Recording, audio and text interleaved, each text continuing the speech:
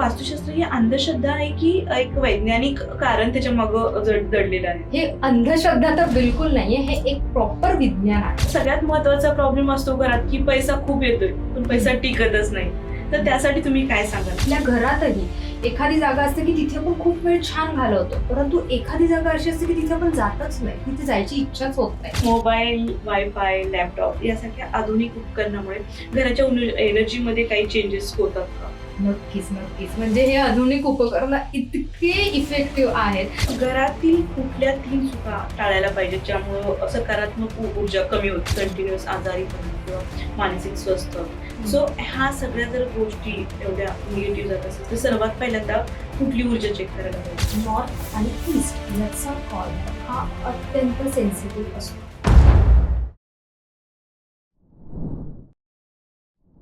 नमस्कार, MLA talk show मध्ये तुमचं मनापासून स्वागत आहे. मी आहे तुमची होस्ट अभिलाषा. फेसबुकवर सर्च करा एमएलए महाराष्ट्रीयन लेडीज असोसिएशन आणि लगेच जॉईन करा. सो आजच्या आपल्या गेस्ट पहिल्यांदाच आपल्या पॉडकास्ट वर चॅनलवर आलेल्या आहेत आणि त्या KKSU वास्तू मध्ये गोल्ड मेडलिस्ट आहेत. यांचा ब्रँड नेम आहे आया दी ॲस्ट्रो वास्तू आणि 10 वर्षापासून या फील्डमध्ये आहेत. तर स्वागत करूया डॉक्टर श्यामल पांगरकर मॅमचं. मॅम, मनापासून स्वागत आहे या शो मध्ये. Thank you so much. कसं वाटतं मॅम इकडे येऊन? खूप छान वाटतंय. मी नक्कीच एमएलए बद्दल खूप ऐकलंय, त्यामुळे आज मला ऍज अ गेस्ट तुम्ही बोलवलं त्याबद्दल मनापासून धन्यवाद. Thank you ma'am, thank you. तुमचा ऑरा एवढा पॉझिटिव्ह वाटतोय, खूप छान वाईब्स येत आहेत आणि निश्चितच हे पॉडकास्ट खूप सुंदर होणार आहे. नक्कीच नक्कीच. येस मॅम, तुम्ही वास्तुशास्त्रामध्ये आहेत आणि मला हा प्रश्न विचारायचा की आपण प्रत्येक घरात जेव्हा जातो, कधी मैत्रिणीच्या घरी वगैरे, तर तिथं एक पॉझिटिव्ह वाईब्स येतात.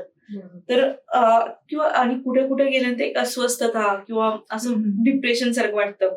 तर यामध्ये मागं वास्तूची ऊर्जा असते का कारणीभूत? नक्कीच, खूप छान प्रश्न आहे हा. कसं असतं ना की काही ठिकाणी, आणि हा प्रत्येकाने अनुभवलेला असतो, की आपल्या घरातही एखादी जागा असते की तिथे आपण खूप वेळ छान घालवतो, परंतु एखादी जागा अशी असते की तिथे आपण जातच नाही, तिथे जायची इच्छाच होत नाही. मग का? तर तिथला एनर्जी फ्लो. असंच जसं तुम्ही म्हटलं की मैत्रिणीच्या घरी गेल्यानंतर काही ठिकाणी छान वाटतं, काही ठिकाणी अक्षरशः घुसमट होते की कधी मी तिथून उठेल आणि बाहेर पडेल. मग असं का होतं? तर तिथला ऊर्जा प्रवाह, म्हणजेच वास्तूमध्ये जो एनर्जी फ्लो असतो, जी ऊर्जा प्रवाह असतं, ती खूप महत्वाची असते. हेच मेन वैदिक वास्तुशास्त्रात सांगितलंय. याचं मी एक सिंपल सांगते की आपलं बॉडी कशाने बनली? आपल्या पंचमहाभूतांनी. सेम तेच वास्तूमध्ये पंचतत्व असतात. अग्नितत्व, वायुतत्व, आकाश तत्व, पृथ्वी तत्व आणि जलतत्व. या 5 तत्वांवरती आपली वास्तू बनलेली असते. ज्या वेळेस हे तत्व प्रॉपरली बॅलन्स असतील, घरात खूप छान वाटतं, खूप छान आनंदी, सगळे घरातलेही तसेच राहतात. परंतु हेच जर 5 तत्व कुठेतरी इम्बॅलन्स झालेत, कुठेतरी दिशांमध्ये प्रॉब्लेम आलेत, तर मग तिथे त्रास व्हायला सुरुवात होते आणि मग ते आपल्याला आनंदी वाटत नाही, किंवा आपण एक जे म्हणतो ना की त्या घरात गेल्यानंतर त्या वाईब्स आपल्याला मॅच होत नाही किंवा नको वाटतं. तर मग याचं कारण ह्या ऊर्जा प्रवाह. बरोबर. मॅम, वास्तुशास्त्र आजकाल खूप जास्त ट्रेंडिंग म्हणण्यापेक्षा काळाची गरज झालेली आहे. तर वास्तुशास्त्र ही अंधश्रद्धा आहे की एक वैज्ञानिक कारण त्याच्या मागं दडलेलं आहे? खूप छान प्रश्न आहे आणि आजकालच्या जनरेशनसाठी तर हा खूप महत्वाचा प्रश्न आहे त्यांनी जाणून घेणं, कारण की हे आपलं प्राचीन आहे. म्हणजे हे आत्ताचं ट्रेंडिंग का झालंय? कारण की लोकांना एक्सपिरियन्स येतोय. आजकाल लोकांमध्ये तो अलर्टनेस आलाय, कारण त्यांनी भोगलंय. ज्या वेळेस आपण कोणत्या तरी इव्हेंट्स मधून जातो आणि तिथे पुढे गेल्यानंतर कळतं की अरे वास्तूमुळे झालं असेल का, मग आपल्याला तो अलर्टनेस येतो की अरे हा, म्हणून आजकाल हे जास्त वाढत चाललंय. पण आहे आपलं प्राचीन शास्त्रच. याच्यामध्ये आता आपल्याला जसं मेडिकलमध्ये सांगतात की वैदिक याच्यामध्ये आपल्याला सांगितलेलं असतं की व्हिटॅमिन डी हे कुठून मिळतं? आपल्याला सूर्याकडून मिळतं. मग वैदिक वास्तुशास्त्रात हेच सांगितलेलं आहे, सूर्य दिशा जी पूर्वेची आहे, जी प्राणिक ऊर्जेचा स्रोत आहे. मग तिथून आपल्याला जो सूर्यप्रकाश मिळतोय, तिथून आपल्या बॉडीमधले चक्र ऍक्टिव्हेट व्हायला ती प्राणिक ऊर्जा मिळते. जसं आपल्याला मेडिकलमध्ये सांगितलेलं आहे की मॅग्नेटिक फील्ड आहे, पूर्ण अर्थचा आहे, आपल्या बॉडीवरती ते एफेक्ट करतं. मग ज्या वेळेस आपण, तेच वास्तुशास्त्रात आहे की झोपायची जागा, फॉर एक्झाम्पल आपण घेऊया की समजा नॉर्थकडे डोकं करून तुम्ही झोपले आहात, जे आपल्या अर्थच्या मॅग्नेटिक फील्डला ऑपोज जाते. मग अशा वेळेस तिथे झोप नाही येणार. तिथे आपल्याला ऍक्च्युअल खूप जर दिवस तिथे झोपत असेल तर मेंदूचे प्रॉब्लेम, न्यूरो प्रॉब्लेम, डोकं कायम दुखणं, झोप न होणं ह्या गोष्टी जाणवतात. परंतु तेच तुम्ही दक्षिणेला डोकं करा. दक्षिणेला डोकं केलं की ती स्टॅबिलिटी येते, शांत झोप लागते. मग हे का तर आपलं बॉडीचं फील्ड आणि ते पृथ्वीचं मॅग्नेटिक फील्ड हे अटॅच होतं. म्हणजेच हे ज्यावेळेस आपण वास्तुशास्त्र म्हणतोय ना, हे एक सायन्स आहे. हे अंधश्रद्धा तर बिलकुल नाहीये, हे एक प्रॉपर विज्ञान आहे. बरोबर. खूप सुंदर तुम्ही याची माहिती सांगितली. सो नक्कीच ह्याच्या मागं विज्ञानच आहे आणि हे पारंपरिक चालत आलंय, जे आता आपण परत नव्याने आपण सगळ्यांना अवेअरनेस क्रिएट करतोय. आणि लोक कधी येतात की जेव्हा त्यांना प्रॉब्लेम यायला लागले तेव्हा ते शोधायला लागतात की अरे घरात प्रॉब्लेम आहे का, माझ्यात प्रॉब्लेम आहे का, कशात प्रॉब्लेम आहे. सो सगळ्यात महत्वाचा प्रॉब्लेम असतो घरात की पैसा खूप येतोय पण पैसा टिकतच नाही. तर त्यासाठी तुम्ही काय सांगाल? हा तर वास्तूमुळे प्रॉब्लेम येऊ शकतो, कारण की काही लोक खूप प्रयत्न करतात परंतु त्यांना ते नाही मिळत आउटपुट, त्यांना पैसा नाही येत. किंवा कधी कधी असं होतं की पैसा येतोय पण टिकत नाहीये. आणि आजकाल बहुतेक सगळ्या लोकांना माहितीये की उत्तर दिशा ही कुबेर देवतेची आहे. ती उत्तर दिशेची कुबेर देवता आहे आणि जी पैशांची आहे की पैसा येतोय. परंतु काय होतंय, जर आग्नेय दिशेमध्ये प्रॉब्लेम असेल तर तुमचा कितीही पैसा आला तरी ते अग्नितत्व बिघडलं असेल तर तो टिकणार नाही. दक्षिणेमध्ये तुम्हाला जर काही प्रॉब्लेम असेल, ओपन असेल, तर तो तुमचा पैसा हा हेल्थमध्ये जाणार, आरोग्य खराब होणार. म्हणजे आपल्याला कसं अर्धवट नॉलेज मिळतंय. उत्तर दिशा कुबेराची काही लोकांना वाटतं अरे मी तर उत्तर छान ठेवलीये, उत्तर ओपन आहे, इथे काही जास्त अडगळ नाहीये, पैसा तर येतोय पण मग टिकत का नाहीये.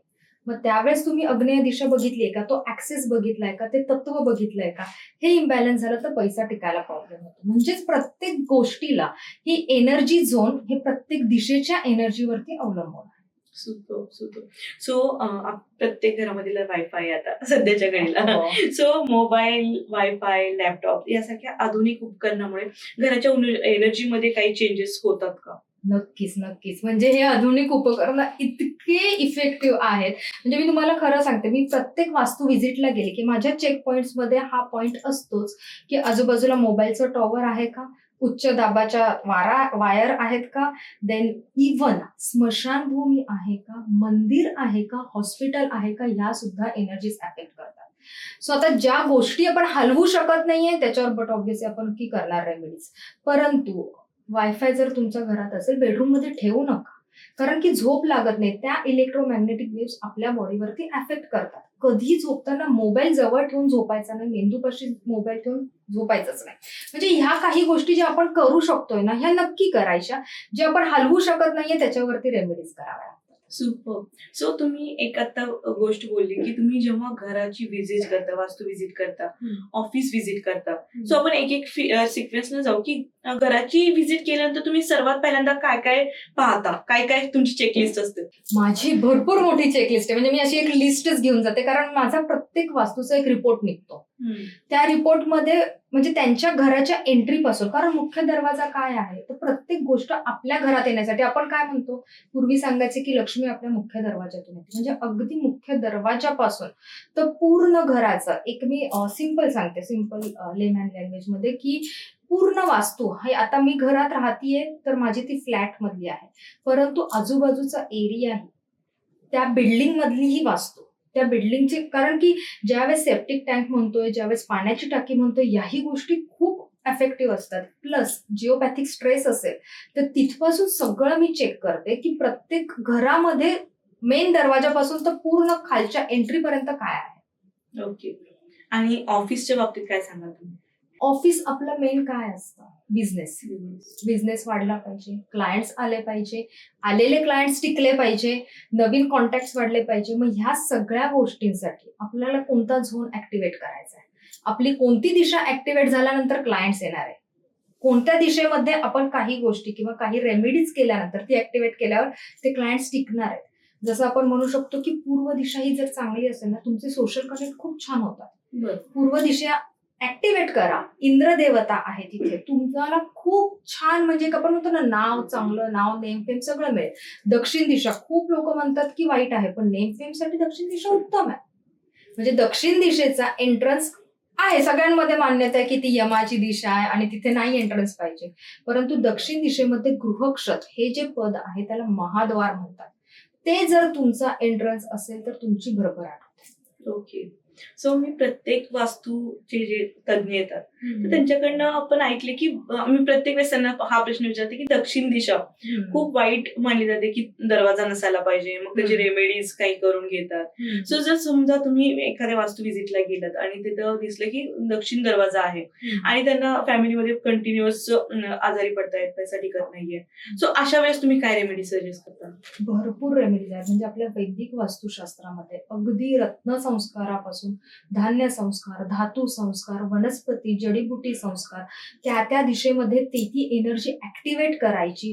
ते तत्व बिघडलं असेल म्हणजे फॉर एक्झाम्पल तत्वात पाहिजे म्हणजे तिथे अग्नीमध्ये किचन पाहिजे, तिथे जलतत्व आलं तर अग्नीने जल काय करतोय, मारून टाकतो. अशा ठिकाणी टॉयलेट आलं तर तो त्रास देणारच आहे. मग हे तत्व आपले बॅलन्स आहेत का हे सगळं बघणं खूप गरजेचं आहे.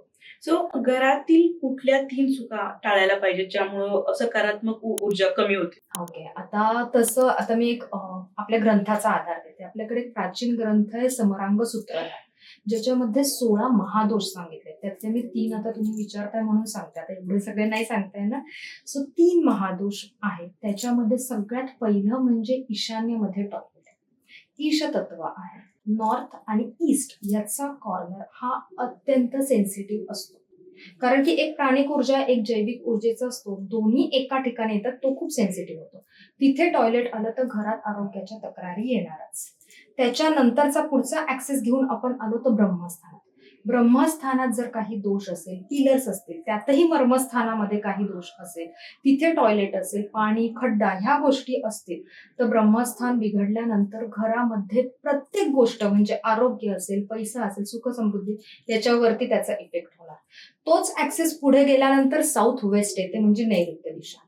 नैऋत्य दिशेमध्ये खड्डा आला, विहीर आली, समजा जर प्लॉट असेल, विहीर आली, तिथे पाण्याची टाकी आली तर अत्यंत त्रासदायक. म्हणजे मी तुम्हाला खरं सांगते, आता तुम्ही मगाशी विचारलं की अंधश्रद्धा आहे का, मी तुम्हाला ओपन चॅलेंज देते. ज्या लोकांच्या घरामध्ये हा ऍक्सेस खराब असेल त्या लोकांनी फक्त मला सांगायचं की त्यांच्या घरात प्रॉब्लेम नाही.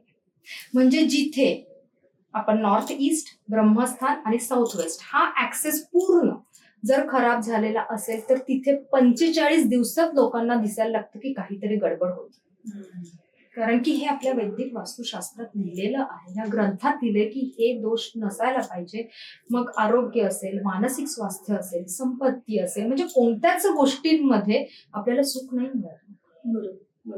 सो तुम्ही ज्या प्रॉब्लेम सांगितले की कंटिन्युअस आजारीपणा किंवा मानसिक स्वस्थ, सो ह्या सगळ्या जर गोष्टी एवढ्या निगेटिव्ह जात असेल तर सर्वात पहिल्यांदा कुठली ऊर्जा चेक करायला पाहिजे?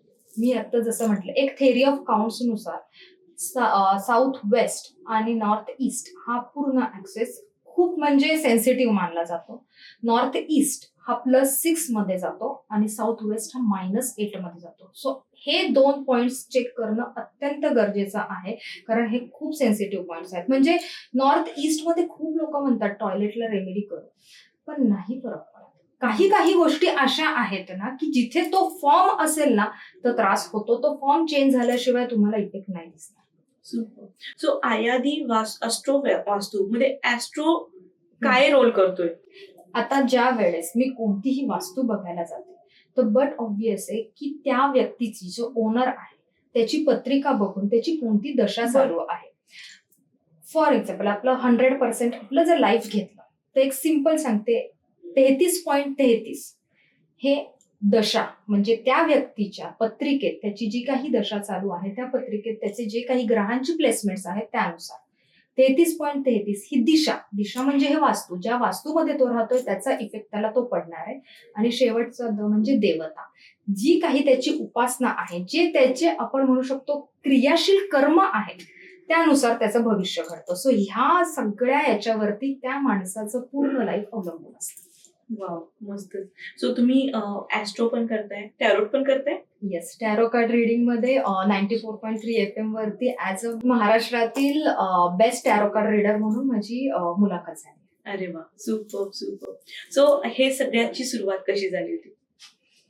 सुरुवात पहिले टॅरोट पासून झाली ती का वास्तू का ऍस्ट्रो? कारण ऍस्ट्रो आता खूप कमी आहे. लोक टॅरोट कडे सोपं आहे, पटकन गेलं की टॅरो काय असतं तुमची करंट सिच्युएशन, तुमच्या करंट एनर्जीज पटापट सांगतात आणि आन्सर्स मिळतात. आणि जी आपण पत्रिका बघतो ते तुम्ही तुमचं प्रारब्ध घेऊन आलेले आहेत, ते चेंज नाही होऊ शकत आहे. काही काही गोष्टी आहेत या तुमच्या इव्हेंट्स घडणारच आहेत लाईफमध्ये. जसं मी म्हटलं, दशा दिशा आणि देवता चेंज करू शकतात तुमच्या क्रियाशील कर्मांनुसार.